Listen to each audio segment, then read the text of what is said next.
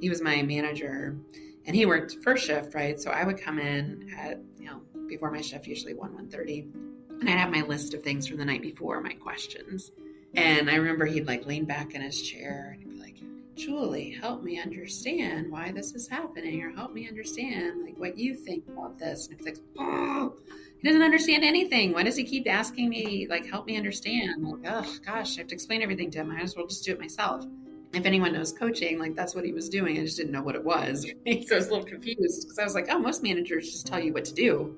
He kind of shared his secret, after a few months. He's like, yeah, I knew you knew what to do. And I was trying to help you make your own decisions so that I didn't have to do that for you. Oh, that's what you're doing. Okay. And I would say like in 6 months' time, so that coaching you have to be patient with. Like it took him a good 6 months to coach me, but I ended up only staying in that role for like a year and a half before I got promoted to another role.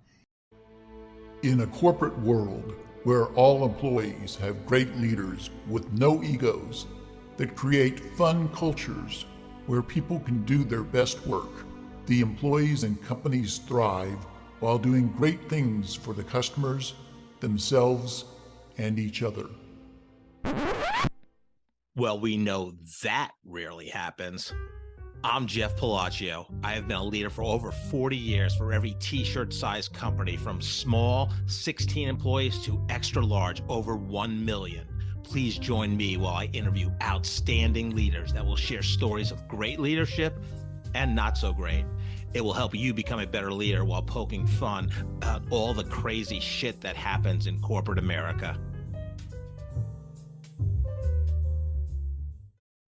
Hi, I'm Joe Deshawn, and welcome to the Corporate Couch with Jeff Palacio.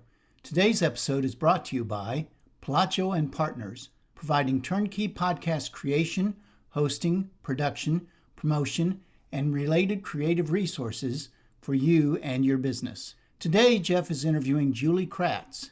Julie is a professor at the Indiana University Kelley School of Business. She hosts a regular Forbes column on allyship, and she is a frequent keynote speaker, podcast host, and TEDx speaker. She is also the creator of the Lead Like an Ally training program and the founder of the annual International Allyship Day program in New York City. She holds an MBA, is a certified master coach, and is a certified unconscious bias and psychologically safety trainer.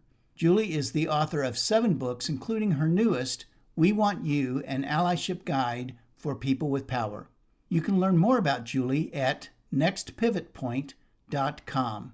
Let's listen as Jeff talks to Julie.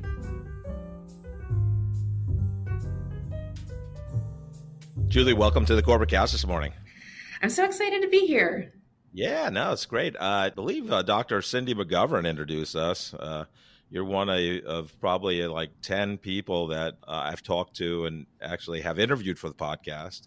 I don't think anyone has been published yet besides Cindy's episode. So, it's been fantastic people, including yourself. I'm excited to talk to you about your allyship expert, write for Forbes. I know you've written several books. The new one, We Want You, is coming out August 8th. Professor at Indiana University. And it's just going to be a fantastic conversation. But before we dig into some of the main facts, let's talk about you and even people that know you fairly well. Julie, what one thing would surprise them about you?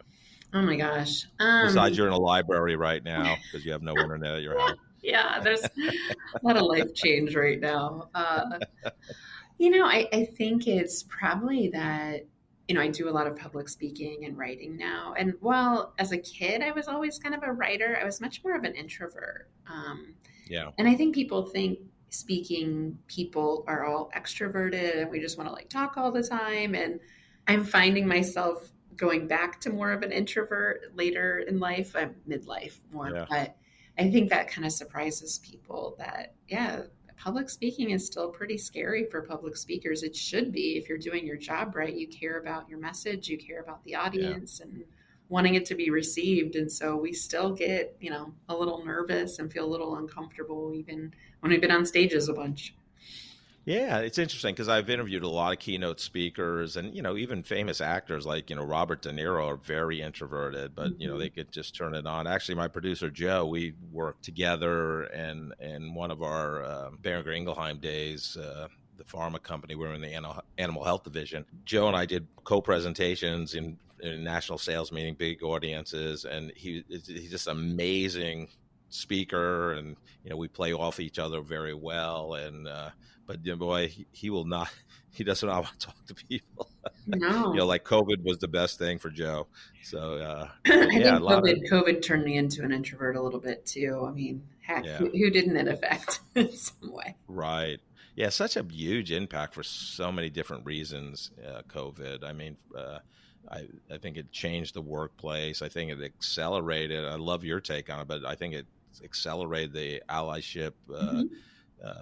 Being recognized as a movement. I mean, I know it's been around for a while, but I mean, do you agree with that? Or Yeah, I mean, it's kind of it's a roller coaster ride, right? So yeah, I've been doing work in the DEI space, if listeners are familiar with that, diversity, equity, and inclusion, but through the lens of allyship and mostly the inclusion piece. And so I've been doing it 10 years, and it used to not be controversial. It was, very right, well accepted. We want to be an inclusive organization, and somehow something happened in the last few right, years. But COVID really brought our work to the forefront. And while I think it was wonderful, a lot of people jumped into kind of the deep end rather than maybe yeah, starting in the baby pool. And so we're right, seeing kind of that reconciliation happen now, which yeah, I think in the long term it'll be a good thing. yeah, It's just really misunderstood our work. And so we yeah, have to do a lot to clarify what the work is and why it matters. And yeah, eventually, the demographics are just is what it is. Like we have here in the United States, a very diverse population, especially for younger employees and younger consumers. So if companies want to stay relevant, they need to be doing the work and not waiting, but doing the work now because it is a lot of work. And I mean, to be honest, it takes time. yeah. We're diving into stuff that I wanted to get to later, but we're talking about now. So I went to a seminar, and because I've said many times on my podcast, it's one of the hardest times to be a leader Oh, because no one's had you had COVID and the return to work and the work from home and that whole discussion. And I know you had a post about it, the multi-generational workforce. No one has had to lead this many generations, and mhm. they're all different. And I think it's a difficult time, and the diversity amongst the generations, Gen Z, and you still have baby boomers. I think they're the second most prominent generation, and Gen Z, and they're completely different. And they have and then you have the Gen Xers and the millennials, and I think the A lot. Gen Xers were latchkey kids. They like to be independent, work on their own, and Yeah. the baby boomers. I'm a late stage baby boomer. We're grinders, like we're loyal, and we affect. We lost so many man hours of work because we came in sick and infected everybody we came in contact. But we didn't miss a day of work. Right. But you're dying. Oh, I still have to work. It's not Right? so much with younger generations, right? Yeah. You got like a $25 gift certificate if you work 30 years at Goodyear Tires and didn't miss a day of work Oh, I or know. something Or the stupid. Rolex watch, like if you were Right. really high up. Yeah. Yeah, exactly. Um, Julie, where'd you grow up and what was fun for you growing up? I grew up mostly in the Midwest, but mostly in Columbus, Ohio, a little bit in Yeah. Indianapolis as a really young, but mostly in Columbus, Yeah. Ohio, which was, if listeners, if you've ever been there, mostly driven through, I hear people fly over, Yeah. it's a really interesting place because Ohio State University is housed really close to downtown. And so you have, pretty big corporations that are headquartered there.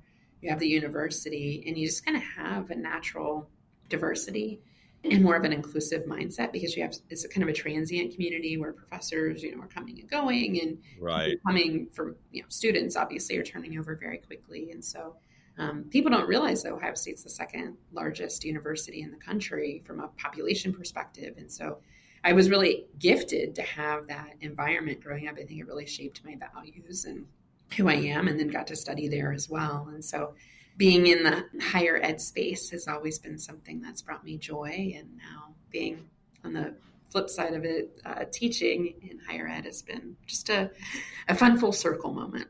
Yeah, that's great. And yeah, and their football stadium holds, is it close to 100,000?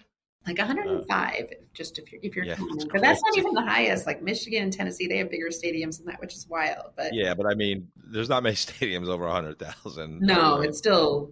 I mean, I remember. It's the Ohio State, right? Yeah, The Ohio State, I right? know. Yeah. I'll never forget when I first started my first corporate job. People would be like, "Ah, here's the pencil, Julie. You need the meeting invite." Like, all right, shenanigans. But yeah, we do have Yeah. a little bit of a sour reputation for maybe being a little obnoxious with some, not just naming conventions, but other fan behavior, which I may or may not be guilty of.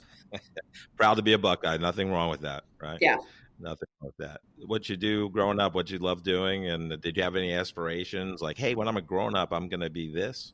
Kind of back to what we were talking about earlier, it's like the writing was always in me. Like I remember being recognized by my teachers and having publications and things like that, elementary school, like kid stuff. But when I had time alone as my little introverted kiddo self, I found myself writing and making books. And, I remember in fifth grade, my teacher assigned the class, we got to make a book and go to the computer lab and like type it up.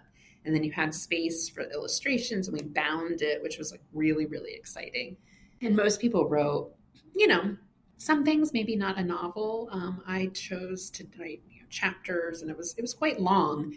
But he's like, it took me all of the lunch break to read your book. Everyone else's I could get through so quickly. And so it was just always in me, this desire to write, to tell stories, to help people learn things that I was learning. That's really been helpful for me, today in my business. I love writing about hot topics, or if someone asks me a question and I don't know the answer to, it's like, oh, fun. This is a fun research project or something. I can give some. Yeah, I love that. And was Ohio State a given growing up in Columbus? Like, I got to go to Ohio State, or did you look at other universities? No, I applied on the last day of the deadline. Oh, wow. I'd applied to like 5 other schools. And I was a great student, and my test scores weren't so great. I'm kind of a nervous test taker, so that kind of held me back from some of the higher programs I was seeking. But I realized, a lot of my friends are going to Ohio State, and I was like, why would you go to Ohio State? It's like in our backyard, like no one, Right. It's not a good school. And then you look, and it's like, this is the best business school in the state and the nearby area. So it's kind of a good deal, it'd be in-state, and they offered me, I only had $10,000 in loans, which is unheard of nowadays because I didn't have money.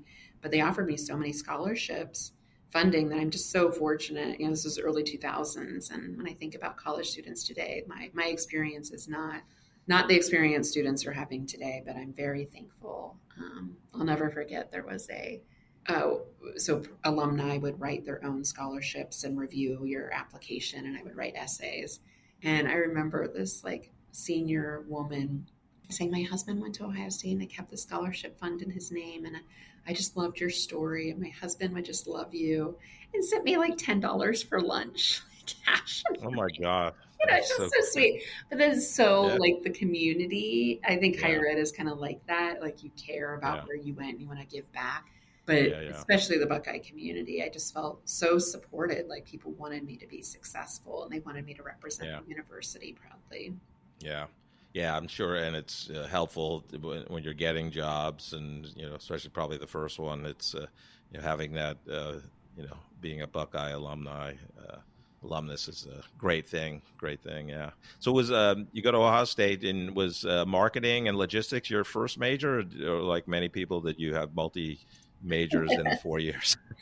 I was pretty sold on business. I did a program called DECA in high school, Distributed Education Clubs of America. It's like, and it's more for marketing, some other business aspects, but I really fell in love with marketing in high school. And so I wanted to study that at Ohio State. So it was pretty clear. Yeah, I didn't do a lot of extra classes. I think I took a couple foreign language classes because I loved foreign language and culture, but mostly honed in on that major. And I studied marketing, and then I realized, like, they don't tell you till like senior year, like, by the way, the jobs you're going to get are going to be in sales. And it's like, wait, I studied marketing. Why would I do sales? I'm like, I don't want to do sales. Right. Ugh. And they were back in the day, those were like the high paying pharma jobs. You got a car, the big Oh, salary. yeah. I I don't think want it's to do still it. the case. I don't want to do it. I don't want to. Yeah. And so they had this double major program where I could do logistics. And so that's what I did, and ended up at Caterpillar doing logistics for 4 years out of college. And it was a great experience. You talk about leadership by fire.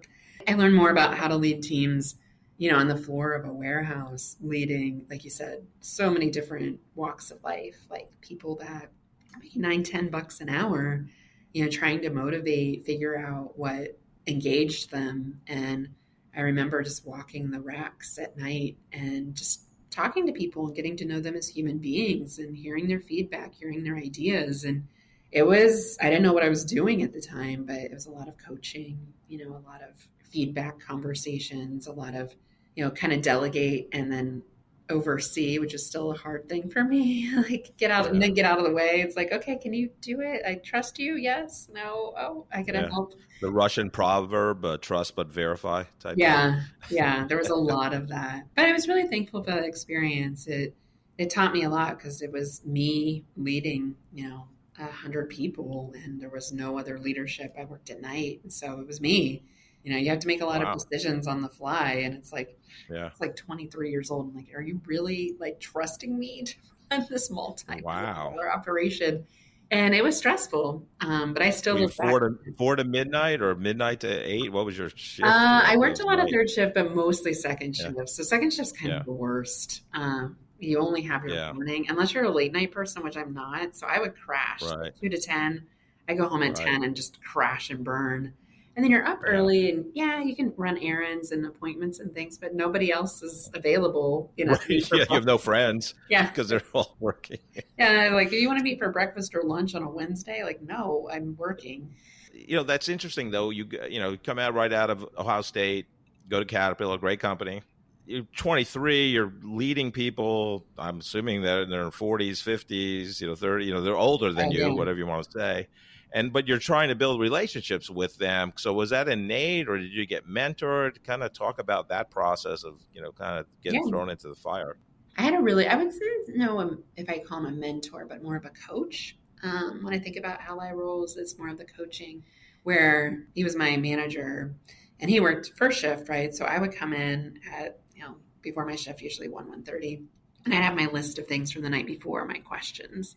And I remember he'd like lean back in his chair and he'd be like, Bill was his name. And he'd be like, Julie, help me understand why this is happening, or help me understand like what you think about this. And I'd be like, oh, he doesn't understand anything. Why does he keep asking me, like, help me understand? I'm like, oh gosh, I have to explain everything to him. I might as well just do it myself. If anyone knows coaching, like that's what he was doing. I just didn't know what it was. Right? So I was a little confused because I was like, oh, most managers just tell you what to do. Just give you the answer, not Bill.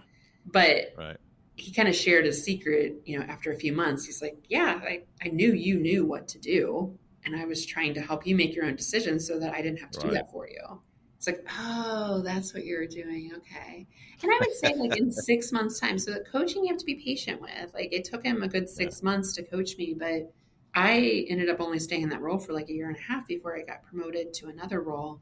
And I remember him telling me like, you've outgrown this role, like after 1 year. And so if you coach somebody like 6 months, I mean, hopefully you keep them and they evolve. I took a role inside the organization, so they didn't lose me, but that's the benefit of coaching, is you get people to the next level more quickly. And, it's the labor market is still tight, and it's going to get tighter as baby boomers retire, and leaders need to be thinking about coaching this next generation to be successful before they leave. Like what a legacy to leave behind.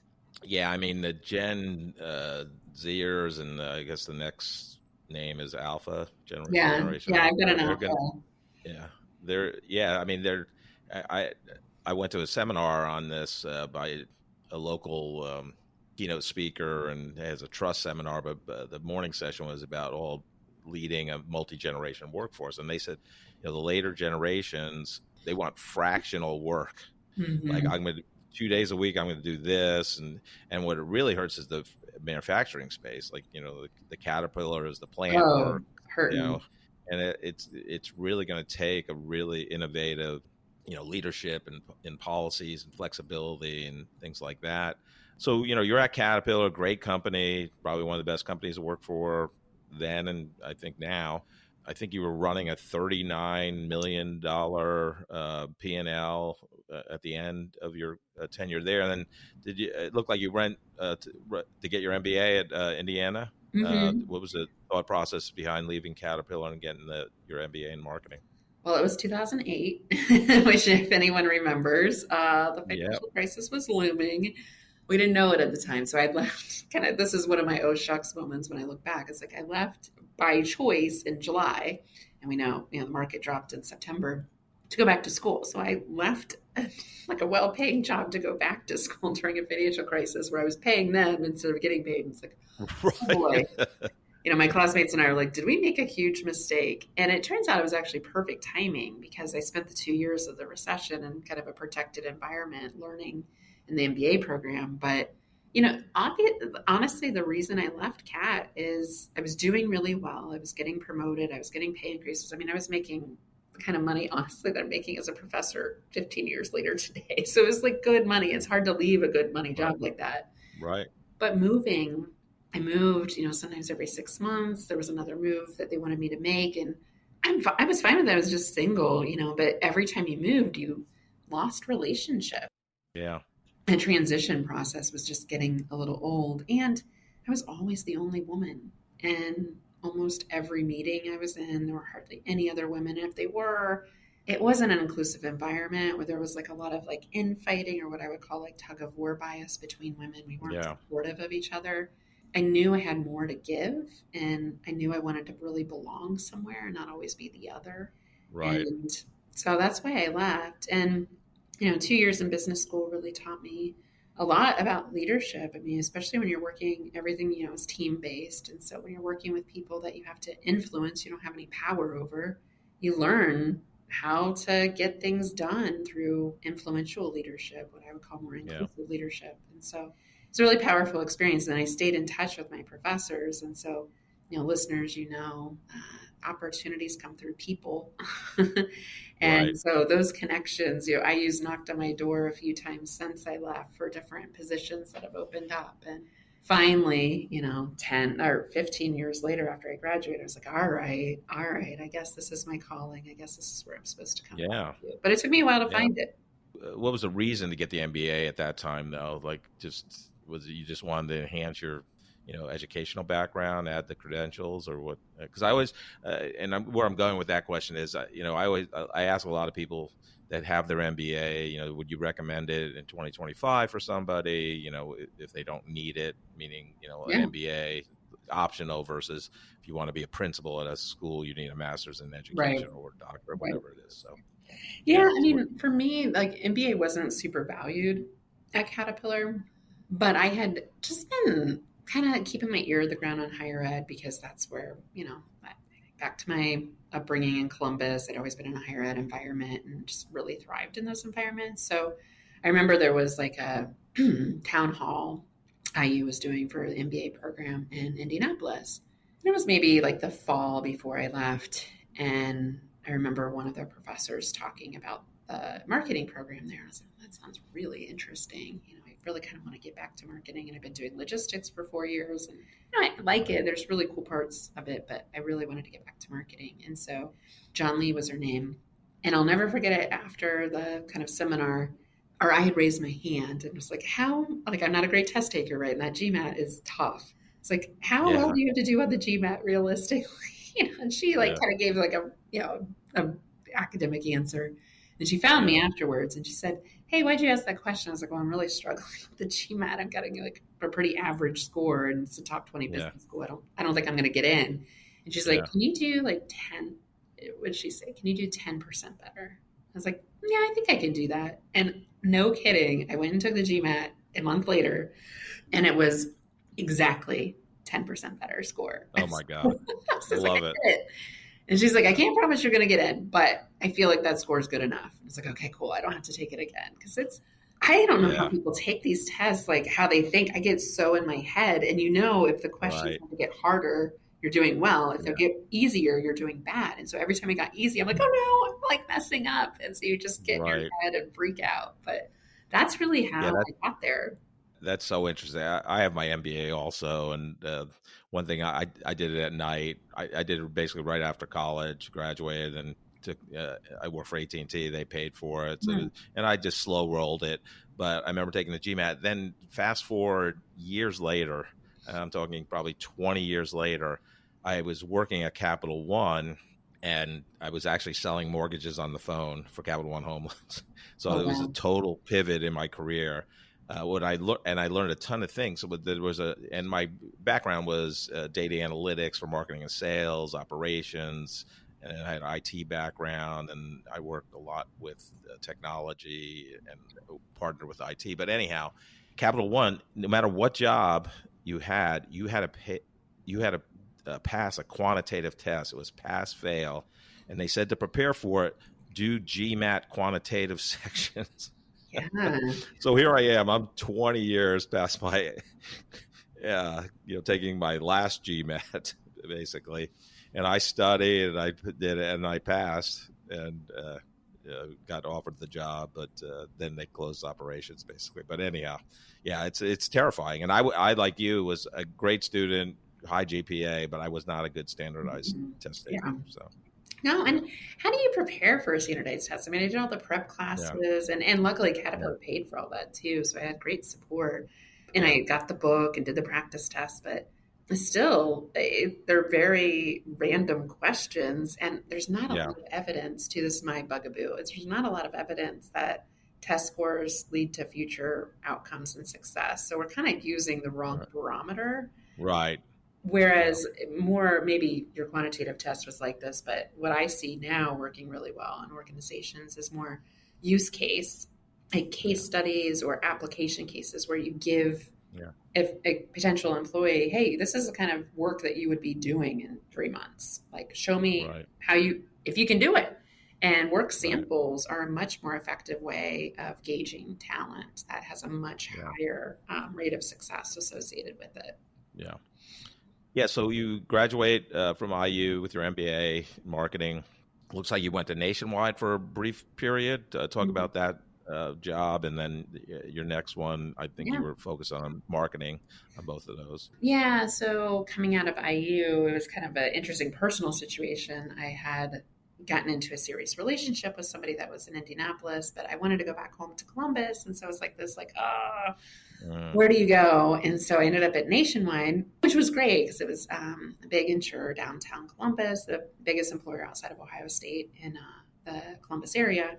And it was a great supportive environment, like super inclusive, almost to the point where it's like Care Bear culture, where it's like everyone's great, and it's like there's something going on behind the scenes though, like people like they're so Midwest nice that you're like, okay, like is this real? right. Like there's not a lot of Yeah. accountability here. So I just kind of struggled in that environment because people seem to be very impressed with very basic work, and that's not how I Yeah. You operate. weren't challenged. It sounds like. No, no. Yeah. And that challenged more by I didn't have the relationships, right? So I only spent about a year there. And it was such a relationship based culture that it took years to build relationships, to build like career collateral and advance. And I think that's really important, but that really holds back high potential talent from advancing into roles that they're already ready for, just because you haven't, developed those relationships yet, because it takes time. So that's when, after about a year, I was like, yeah, I think I need a more challenging environment. And I want to get back to Indianapolis to be with my partner. And so I made the pivot to consulting. And that was a wild 4 years. I mean, just like Caterpillar, I learned so much so quickly. It's a super fast paced environment. Anyone that's worked in consulting, it's billable hours. And I was managing Yeah. a team of consultants, of analysts as well. And so got to travel a bunch. I've spent a lot of time in agriculture and pharmaceuticals again, Oh yeah. and got to see cool places. Got to spend time Yeah. on farms and walk the feedlots and all sorts of fun stuff that I never thought I'd do. And it Yeah. just opened my eyes up to like new industries and new ways of thinking. And at the time, I'm maybe late 20s at this point, so still don't have a ton of experience. And again, I'm leading a team, and I loved that part of it. But it kind of got to the point where I just got kind of bored, doing the same types of projects. Even though like it was challenging, new clients, new projects, it kind of started to get, after 3 years, you kind of been there, done that. So luckily, my manager, I went on maternity leave and had my baby. And when I came back, they kind of let me create my own job description. Like, well, what do you want to do here, Julie? Nice. Yeah, and which I think is a great, like, organizations need to do this more, like hand the power over to the employees, because what I saw was a need for like 3 different things. And so we kind of chunked out my time where I still spent, 20% of my time in the ops side where I'd spent before, spent 50% in sales, and then the balance kind of on, other project work. And that worked really well for me. It did. And then sadly, after a year of that, the company just had a financial kind of meltdown, to say it mildly. That's when one of my clients actually reached out to me and said, hey, you've done great work for us over the years. Would you be interested in being a facilitator on our team? We're doing some leadership training with our clients. And it was mostly women business owners, veterinarians of all places. And so that's what I started doing, contract work, started my own business. I would say, this was 10 years ago. I didn't set out to be an entrepreneur. I never thought about myself as an entrepreneur. That was something that was really scary. I always thought I was a corporate person. And the more I got into entrepreneurship and working with primarily this client, and again, traveling all over, spending time in these like huge veterinary hospitals or like small rural areas too. It was just such a mix of people. But they all I worked in the animal health industry for 10 plus years. So I've been in feedlot, dairy farms, vet offices. Yeah. It's a very caring industry. I also worked in ag and Bayer crop science. And, yep. That was a client of ours. Talk about, boys club. Totally. So what was funny about this is it was like all old white guys, right, that were facilitators. Yeah. So I was often in the room with them, guiding them, or I was the main client point of contact. So I was, developing everything behind the scenes, but you had this like show, this old white guy facilitating, which is really important. But again, as a 30-something young woman, even with an MBA, I was like, I couldn't do that. Like, no one will listen to me. Like, no one will take me seriously. They want to see like the seasoned person. And I'll never forget one of my mentors, my allies, probably the strongest ally I've ever had. He said, Julie, you facilitate quite a bit and you're quite good at it. Remember this, remember this, remember this. It's like, oh yeah, you have a good point. It's like, yeah, you're good. Like, why don't you try to do that more?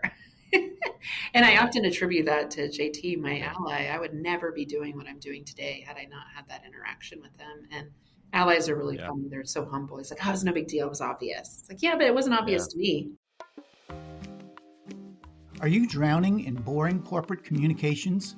Palacio and Partners is here to rescue you.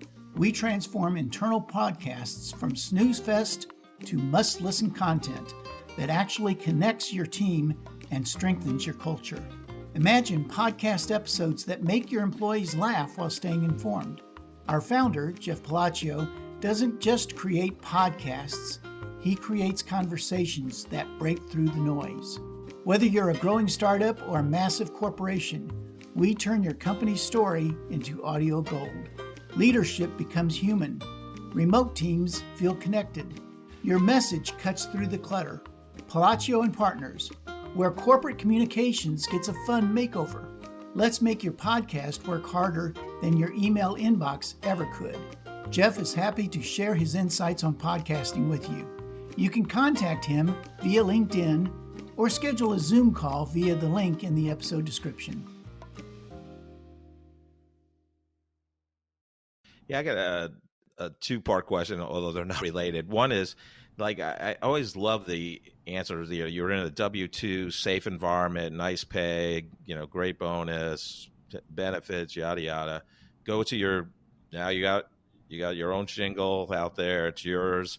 What's the biggest surprise when you first started? The first year. Oh shit, I didn't know this was going to happen. And then 2, now you're one of the experts on allyship. You've written books about it. You have a new book coming out. So talk about both of those things. Yeah, no, it's scary. It's so scary starting your own business. Like, paychecks are nice. Benefits are nice. But I would say that narrative about stability, like, I don't know if anyone in corporate really feels like their job is secure right now, like with AI and just everything. Like, is it really that secure? Like, people were let go for things outside of their control all the time. So I would just push back on that. But for me, my first surprise in the first year, again, I'm working with a client that I have a good relationship with. They're paying me a reasonable rate. But what happens is you send an invoice for work that you've already done. And this doesn't work. I don't do this now in my business, I learned. But you don't get paid for like a month or two. And so there's just a huge gap for like months where you have no cash. And so you do need to have some cash on reserves to start. And then the other thing I just felt too is like you can get benefits through the marketplace and other things for pretty reasonable costs, especially as a small business owner with, you know, maybe a meager salary that you're reporting. So that was also a big surprise for me that part wasn't as hard as I thought it was going to be. Right. And then the second part of your question, Jeff, was, sorry, I forgot. Well, well, now you're one of the, leading experts on allyship. So talk about, how that transition happened. You're facilitating these leadership sessions. So talk about, your passion for allyship. I mean, I shared a couple stories, right? JT, Bill, there's another ally I have now, Ray, that's really helped facilitate the opportunity for me to come back to higher ed and teach. And they're, white guys that really care about inclusion, and they don't, we all see gender and race, so let's not pretend we don't. But I really think they see talent for what it is. And without those primary allies in my life, I wouldn't be where I am today. I just wouldn't. They advanced things. They got obstacles out of my way. They told me the hidden rules. This is a big thing for people, women and people of color. Like, we don't know the rules to the game that we're playing. It's like, oh, this is how this works. Like, oh, okay. I thought I just applied for the job. No, you need to like network, all these things. Right. You don't really know until someone tells you or you figure it out. So that was really what necessitated my work. And so when I first started my business, again, working with mostly women business owners that went to vet school, as you know, didn't learn a lick of business, let alone leadership. And they're managing multi-million-dollar businesses with like sometimes hundreds of people. Right. They needed the basics on leadership, communication, coaching, feedback, emotional intelligence. It was wild to me how those skills were just so not taught or utilized, and how necessary they were to their success. That really prompted my first book about women and like career pivots and how to manage pivots. But then, Jeff, as I got into that work, it quickly realized like there's a lot more to this puzzle. I'm not sure it's just a gender thing. I think this might have other dimensions of difference, might be like intersectional with this work. And so that was really like 8 years ago when I kind of realized allyship was the way, that women were not going to solve the problems created not by us in the workplace. We needed people in positions of power, people that were listened to, that were influential, involved in the conversation. And so that prompted my first book about allyship, and been writing and researching about it ever since. Yeah, well, and then so talk about the new book coming out August 8th of 2025. We're recording here on July 18th. Talk about that book and what it builds on from your first book. Yeah. So I've written a few different approaches to allyship. The first one was really about gender, men being better allies to women. That was one, which was way back. I published that actually on the day the Me Too hashtag took off, which was just such a wild coincidence. Did not know that was going to happen. Right. And then wrote a book, Lead Like an Ally. That was like a journey through corporate America. It was strategies to facilitate inclusion, which was more of a fable and a short read. So I did get more men and people in power to read that one because it was a story. And they're like, oh, this is entertaining. Like, does this really happen, Julie, or did it just happen to you? It's like, oh, just compare notes with somebody else. I promise you this is real. Right. It's like disbelief. Like, no one would treat me this way. It's like, yeah, that's the point. And so these revelations that I would have over the years, I wrote Allyship in Action a few years ago because people the biggest question I still get today is like, how do I do it, Julie? I want to be inclusive. I want to be known as an ally. I want to be helpful for other people in the workplace or in my life. I have daughters. I have, friends of different races, whatever it is. Like, I care, but I don't know what to do. I'm not supposed to say anything about it. It's like, yes, you are. It's not that hard. And so Allyship in Action was like 10 practices. So Which brings me to today, the book that we have coming out for International Allyship Day, which is August 8th every year. Listeners celebrate. In today's kind of grim world, I think we need some togetherness and community and celebration. So my new book, We Want You, an Allyship Guide for People with Power, is really about the unmet need that I've found in the research in the books. Back to where we started the conversation, 2020 was great. I loved being busy, and what I thought I was doing was meaningful work, but I'm not sure in hindsight it was, because we weren't engaging like senior leadership teams. They would be like, oh, I gave that to the DEI person or the HR person. Like, I don't, like 70% of white men don't think they should be involved in DEI. Like, that is a problem. Wow. And if they don't feel like they're invited, or, maybe they came once and someone shunned them. I mean, this happens. There's a lot of shame in these conversations, and that's not helpful. That doesn't motivate someone to change. So what we need to do is meet people where they're at. Senior executive teams are generally 70% white male. Is that what they're going to look like in the future? No, demographics are changing. Like, that is not, you are not going to have enough of that type of talent to promote in your pipeline. That is just a pure reality of what your talent looks like. So how do we engage folks that are in power right now to lead inclusively? And that's the question I set out with to answer with the new book. And I spent 50 hours researching, interviewing people, tons of secondary research, which I generally don't do in my books. I usually do more interview-based formats, but this one necessitated data, because we're getting a lot of backlash right now, and people need to know that this is rooted in actual information, real data and facts. It's just been a fun project. I'm excited to get it in the world. Writing a book is kind of like having a baby, and I have had a baby, so I can compare it that way. It's like you spend so much time thinking about it. I started writing in November, and to wait all the way till August to like birth it to the world, and like, and then people are like, "Oh, this is so great." I'm like, "Is it? I don't even remember writing that anymore." You kind of get writer's fog. Or you also think, everyone knows this. Why am I even putting this in the book? And then someone will be like, oh, that was so interesting. I learned so much about that. I'm like, really? I thought that was so basic. And as writers, and the more you develop expertise, you think everyone knows what you know, and they don't. Yeah. When you work with these, like the white guys, that are in the senior leadership roles, it's an interesting fact that 75% is white males. But what do you think their biggest challenge in implementing kind of the inclusive?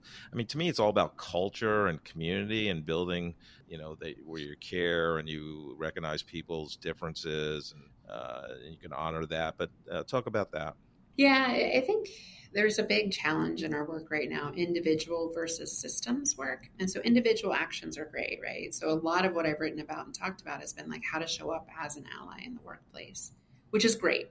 But the systems side of it is hiring practices, promotion practices, pay equity discussions, metrics, all of these less sexy things that we need to kind of de-bias and make sure that they're truly inclusive.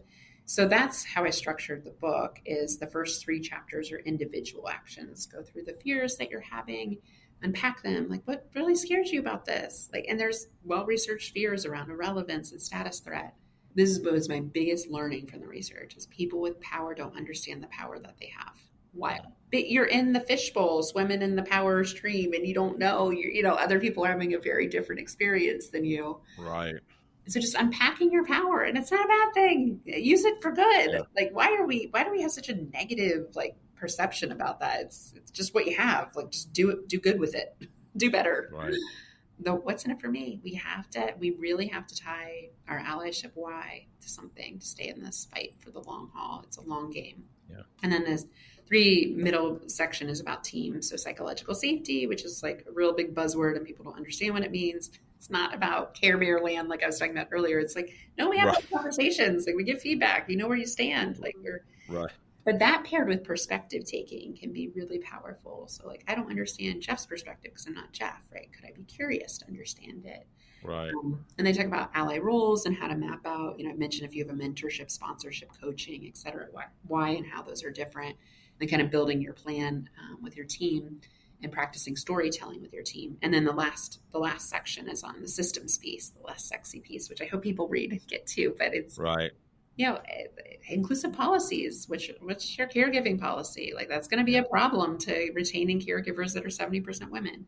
And metrics, how do we measure it? And then the last piece is like, how do we address the generational issue? So Jeff, back to what you were saying before, Gen Z is going to replace baby boomers, or Gen Z has actually eclipsed baby boomers as a population workplace already. Millennials, baby boomers, I believe, is second still, but they're going to dwindle because they're retiring. The record retirement rates this year and next year. So it's going to look really different really quick. I don't think people realize we don't have as much time as people think we do for this talent shortage that is coming.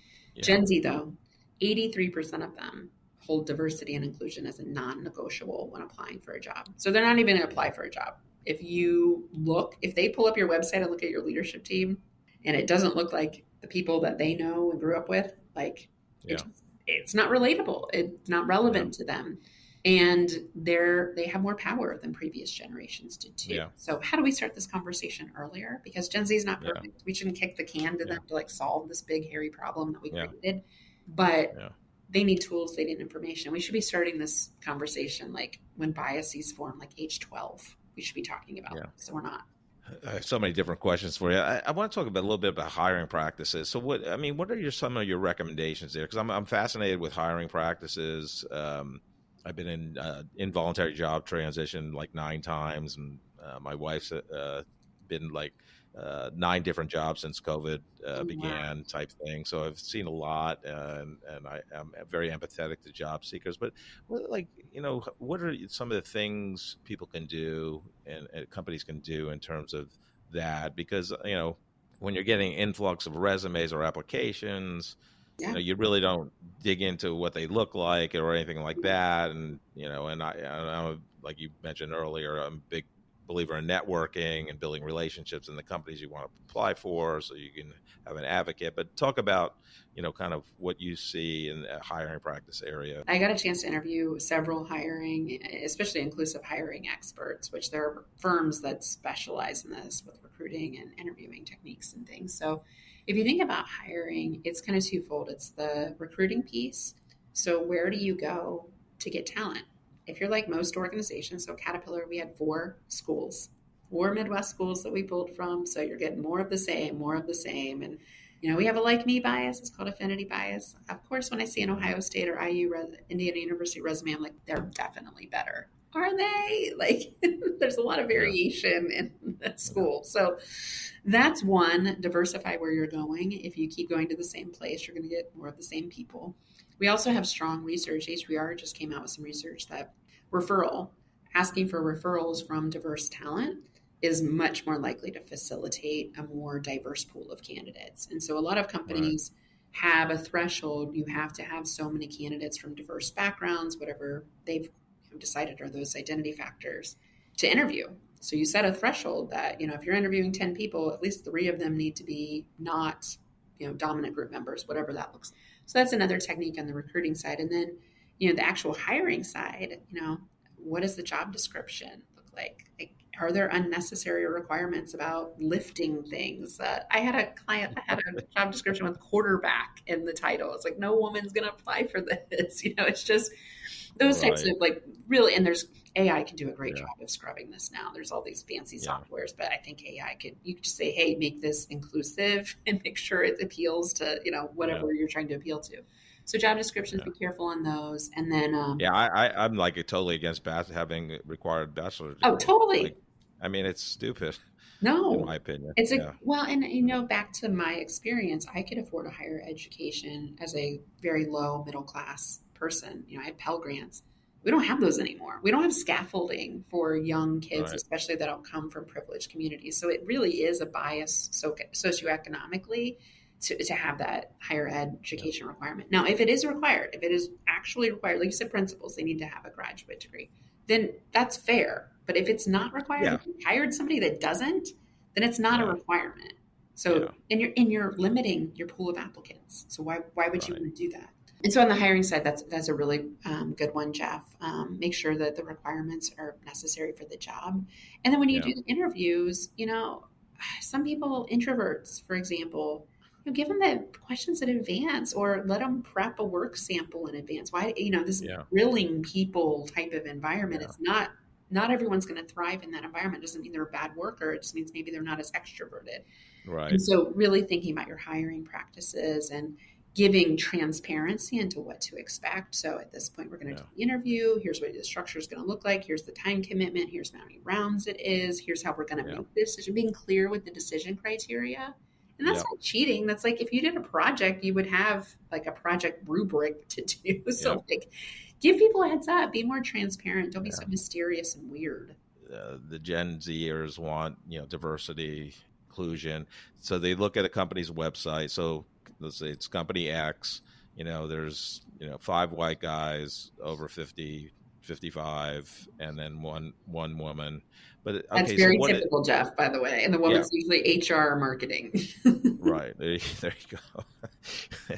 But so if that leadership team is self-aware and wants to do something, I mean, one, they can create a great culture where it won't, if people really dig into it, it's a great place to work. Because obviously, I'm a white guy over 55. I can't help that. That's just what I am. And that's what their leadership team is. So, I mean, do they try to make changes to bring more diversity into that leadership team? Because they can't do it immediately, right? You're not going to just fire people. Well, I wouldn't think. But we'll love your thoughts on that. Yeah, no, Jeff, that was exactly the precise problem that happened. And we have data on this. 2021, 2022, who was promoted, over promoted, and under promoted? Women of color. It like hits peaks in 21 and 22. Now it's even worse than it was in 2020. So it wasn't that helpful. But this whole narrative around a DEI hire, like that's not helpful. And it's honestly really offensive to the person that hired them to say that, not to the actual individual. So if you really want to think about the narrative we're creating here is like, oh, you're such a bad hirer that you did this just because of that. I actually lost my job during COVID when it started, and I was at least 2 jobs I was going to apply for. I was told, one by a recruiter who had the day before said, hey, you need to apply for this job. I know the CEO, blah, blah, blah. The next day he said, forget about what I ever said. They're looking for a diversity candidate. Oh, and that's, Jeff, and I'm like, that's fine. Okay, fine. And then another job, I didn't even get that far, but I inquired about it with a friend that knew the CEO, and they said, don't do it. It will waste your time. They're looking for a diversity candidate. So, and it's fine. It's not like, oh, woe is me. It's just an interesting. No, it happened, Jeff. Like in my interviews, I was shocked by how many people told me that same story. Yeah. Oh, there's too many white guys on that team already. There's no way I'll get on that team.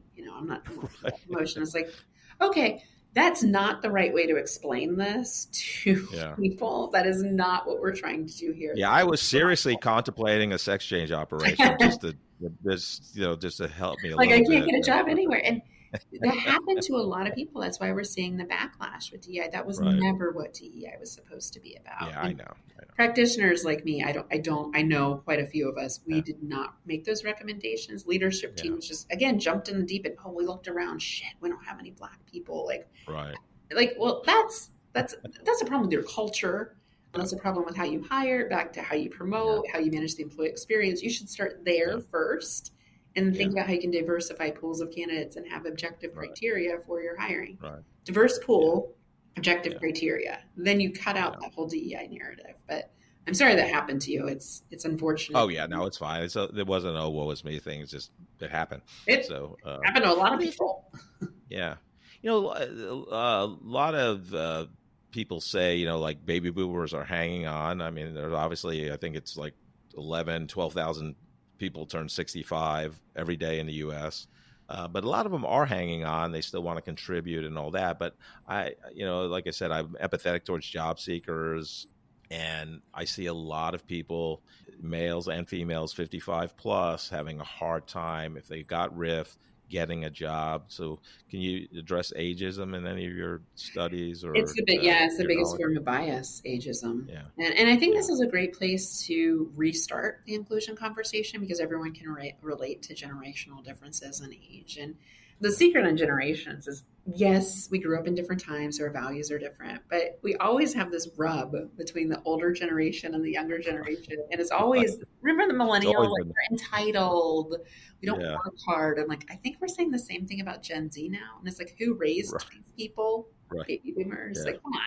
Yeah. And this happened to baby boomers too, which is so funny that we all participate in this silly game. Yeah. But you're totally right. I mean, ageism affects like, I think 98% of people. And so younger people, we think they're tech savvy, that they're maybe entitled, or like they want all these flexible benefits and don't want to work hard, And then older people, we just assume are loyal, like they'll do anything for a paycheck, Right. Do Never miss a day of work. Yeah, they'll never figure out all this new technology, and neither one of those extremes is true. It's probably somewhere in between, and there's probably a little bit generational stereotypes. Stereotypes are usually somewhat true but it's not always true. And so the biggest thing I can say, and this affects all elements of diversity, is do not place a label of a group on an individual. Right. So like all baby boomers are this way. You're a baby boomer, Jeff, you must be this way. I'm a younger millennial, and I remember really struggling, or older millennial. I'm almost Gen Z or Gen Y or Gen Z. No, Gen X. Oh my gosh, there's so many letters. It's almost Gen Xer because I was a latchkey kid. But so I kind of toggle between the two, where I have a significant need for autonomy and independence based on my upbringing.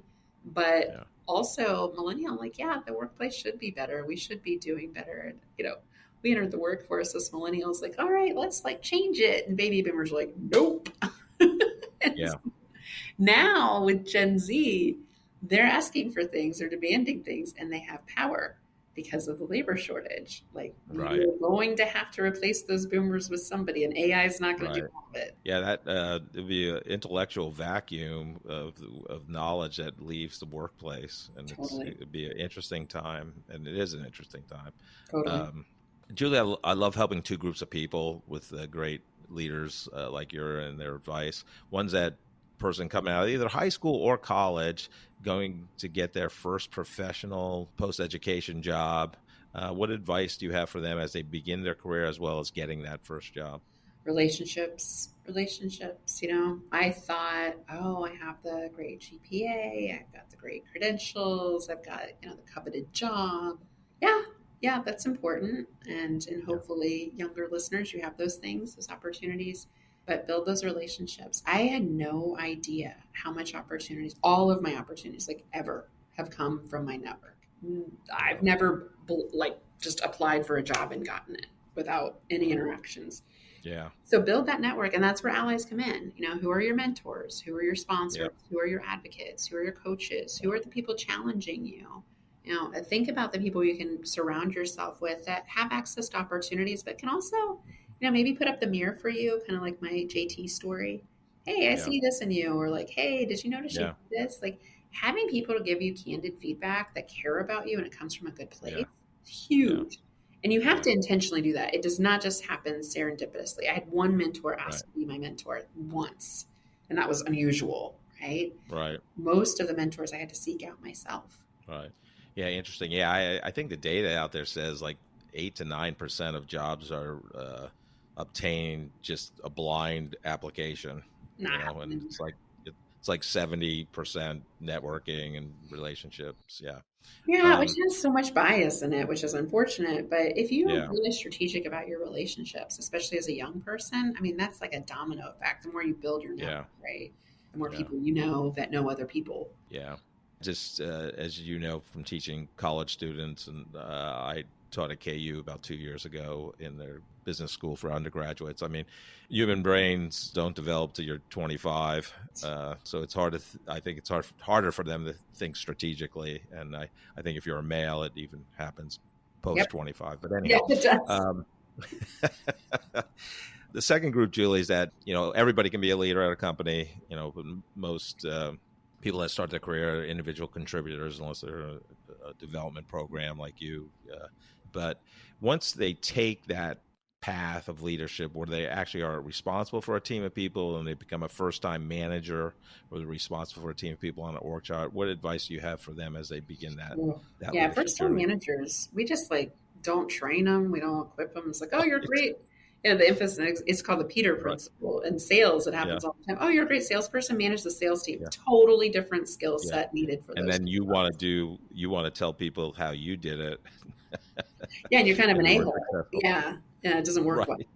Yeah. Yeah, we have a huge problem with talent pipelining, and this is going to be corporate is going to experience this, especially with that baby boomer vacuum leaving all that Yeah. expertise going out there. We're going to have to equip people much more quickly to advance in organizations and be managers much more quickly. And what I used to teach way back in the day with my pharma veterinary client is just the basics. We had like an 8-day course that was sprinkled over 4 months, 2 days a week or 2 days a month, intensive process. But I saw people practice the skills between sessions, bring their stories, their challenges, and rinse and repeat, add new skills. And there are frameworks. Like leadership is a very well studied discipline, and there are frameworks that work. And if I had those when I got promoted to be a manager, I didn't know. I had to figure it out. And some things worked and a lot of things didn't. But if we could get these frameworks and teach people about how to build an inclusive culture, how to have psychological safety is the number one differentiator of a team. It's the highest correlated to performance. If we could teach people how to do that, techniques, processes, structures, I think we would just see so much out of the workforce. So much of this drama and bad leadership just doesn't need to happen. It can be prevented. Yeah. No, I am shocked. I kind of get if you're a small company, you may not, have the resources, or you just have to throw people into the fire and as a first-time manager. But I mean, I'm shocked that the big companies, I'm talking multi-billion-dollar companies, don't have a training program for first-time managers. Like, what? Like, it's crazy. Well, they're just not proactive. It's not even, they have training programs a lot of times sitting on the shelf that no one knows about, or it's like this coveted thing. Right. It's not important. Yeah. But then you need to promote somebody overnight because someone left, and you just put somebody a butt in the seat because you need to fill the role. Yeah. And you don't think strategically about, shouldn't we be equipping people with these skills before they take the role? Like, who are hypos? Who are the high potential people at these bands? Let's get them in a development program a year before they're ready to take on that role. We just don't think about things proactively. Yeah. You were the assistant trainer on the football team, but our quarterback got injured. Now you're the quarterback. Yeah. Right. It's like, that makes no sense. I'm sorry. I made a bad male analogy. Oh, no. Sports analogy. War references, Jeff, are also very common in the workplace. Both things that which is so weird because no one was in a war. Most people, it's a baby boomer thing, post World War II, in the trenches, that these kind of. Well, yeah, because there were so many war movies in the 50s, 60s, and 70s. So it was ingrained in it. But I get that. And it's so funny you ask. I actually interviewed during COVID for a job, and it did say, we want you to be the quarterback of our healthcare. Oh, yeah. Yeah, no, it's so common. Idioms, war references, sports references. Yeah. And you think about like all the cultural diversity. We have a global workforce, like knock it out of the park, rock star. Like if you're talking to someone in Asia, they're gonna be like, what are you talking about? Right? Like it's just literally lost in translation. Yes, that is so funny. Julie, thank you so much for coming on the Corporate Couch. It was such a fun conversation. Good luck with getting internet back in your house, and get some books at the library there. So thank you. Yeah, maybe I'll put one of my books on the shelf. There you go. Yeah, good luck. Yeah. So August 8th, 2025, Julie's new book will be out. We Want You, and Allyship for People with Power. So excited to read that. And thank you again. Thanks, Jeff.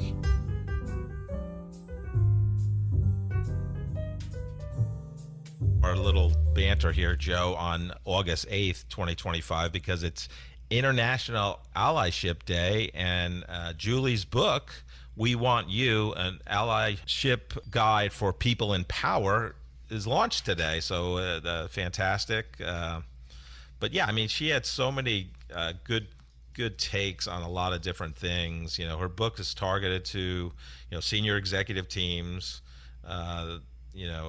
that have the power to make changes, as well as, I guess she had the stat 70% of senior executive teams are white males. I thought it was also funny, she has 2 children, and she had the baby analogy in writing the book, like it's a long gestation period. I wrote, then it simmered until the book launched 9 months later or something like that. And then she talked about writer's fog. Then she goes, I forgot what I wrote about. But you know you're a good author when you go back and read a book that you wrote, or read something that you wrote several years ago, and it makes you laugh. Right? Yeah, exactly. That's a sign of a good author, right there. Well, and she also thought about, like, for her, the things that were commonplace, that she put in the book. Everybody would say, "Oh yeah, this is great stuff. I didn't know this," and was just secondhand knowledge for her that just she could bring up at any time. And what about one of the best first jobs, or maybe the most important first job in terms of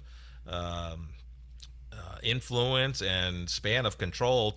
She's a 23-year-old manager at, I believe, Caterpillar, running a multi-million-dollar warehouse operation at the night shift with over 100 employees. Right out of the box. And she was thinking, are you trusting me to do this at 23? I was like, wow, that was fantastic. She's obviously an expert in the field. She focuses on bringing inclusive nature to leadership. But she said 83% of Gen Zers, they hold diversity and inclusion as non-negotiable things while job hunting. So I thought that was interesting. So anyhow, it was just a pleasure to get to know her. She went to Indiana University Business School, I think the Kelley School of Business, and now she's teaching there. So it's a full circle moment for her. Yeah, it was a really nice interview. A lot to unpack in that thing. In the very beginning of it, she was talking about being an introvert. I think that was actually one of the responses to one of your first questions that you asked. And she talked about the fact that she's a professional public speaker, if you will, but still an introvert, and that a lot of people don't understand that that introversion and public speaking actually a lot of times go very well together. And you even called me out on that, which I thought I was honored and pleased by that, because I am the classic introvert. I'm the introvert's introvert, but I have no problem in public speaking. And I think that was kind of an interesting thing. I've always been amazed by the fact that I've heard this before, that nobody thinks that they need to cure an extrovert, right? Right. they don't think that, oh, you're extroverted, so we got to tone you down a little bit. Yeah. But what do they try? There's something wrong with you. There's something wrong with you. But what do they try to do with introverts? They try to pull us out of their shell. They say, "Oh no, you're an introvert. You're a flawed human. We need to fix you somehow." And that is not the case at all. So I think that was she was a very interesting. How many books has she written? She's written. I know she's written a lot. Because I looked her up on Amazon, and there was a bunch of. Yeah. She talked about writing a book when she was in elementary school, like in third grade or something like that. Right. And the teacher said, "Man, it took me a long time. It took me all lunch hour to read your book." Yeah, that's great. So she was destined to be a author. She was destined to be a public speaker, and I thought it was a very enjoyable interview. I really enjoyed it. Yes, so did I. Any highlights from your week, Joe? I read about one time where Peter Pan was flying over London, like he does with his magical fairy dust, and he decided that he wanted a hamburger. So where did Peter Pan stop to get a hamburger? He went to Wendy's. Thank you so much for listening to this episode of The Corporate Couch. If you enjoy the podcast, I would love for you to take 2 minutes out of your day to rate us 5 stars and write a review. Please join me next week to learn from another great leader sharing their professional journey and insights.